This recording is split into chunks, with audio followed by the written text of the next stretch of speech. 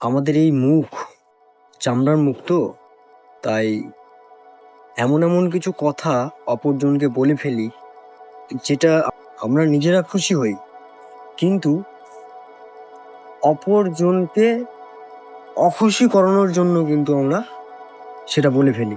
যে কোনো কটু কথা বা কোনো নেগেটিভ শব্দ, যে শব্দটা আমার ভালো লাগছে বলতে কিন্তু তার মনে দুঃখ পাচ্ছে। এই জন্যই হয়তো অনেক ব্যক্তিরা পিছনে পড়ে রয়েছে, কারো উৎসাহ না পেয়ে, ভালো কথা না শুনতে পেয়ে, তীব্র হিংসা, তীব্র অহংকারমূলক কথাবার্তা শুনে কিন্তু অনেকেই পিছিয়ে পড়েছে। মার্কেটে যারা মার্কেটিং এর কাজ করে বা সমাজে বা বাড়ির পরিবারই হোক, দেখবে বন্ধু বান্ধব এবং আত্মীয় স্বজন, পাড়ার প্রতিবেশী, কোথায় কি হয় জানি না, কিন্তু আমার যেটা মনে হচ্ছে যে 10 জনের মধ্যে 8 জন ব্যক্তি তোমার ভালো চায় না। হ্যাঁ, চিরন্তন সত্য বলছি, এটা মিলিয়ে নিও।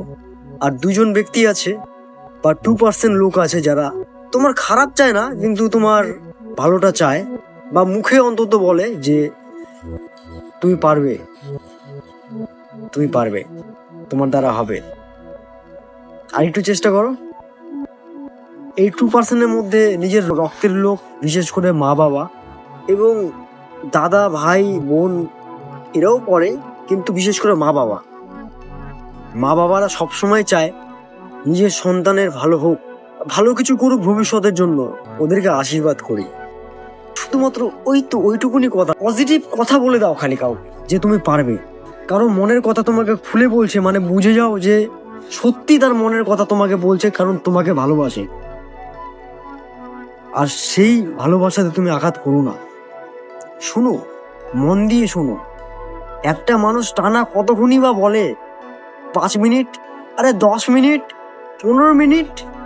এইটুকু বুঝে যাও যে তোমার সামনে একটা মানুষ যত বেশিক্ষণ কথা বলছে, মানে সে তোমাকে তত বেশি ভালোবাসে বা তোমাকে বেশি বেশি গুরুত্ব দেয়। আর সেই গুরুত্বকে তুমি আঘাত দিও না। জানি না এই ভিডিওটা তোমাদের ফিডে পড়েছে মানে সত্যি তুমি একজন ভালো মানুষ, কারণ আমার ভিডিও সবার ফিডে পড়ে না। দেখা হচ্ছে নতুন কোনো ভিডিওতে, ভালো থাকবে, দেখা হচ্ছে আবার।